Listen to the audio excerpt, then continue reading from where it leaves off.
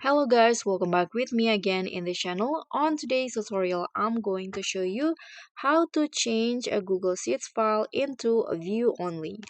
So here I'm going to open the file first. For example, here is the file that I want to change into a view only file.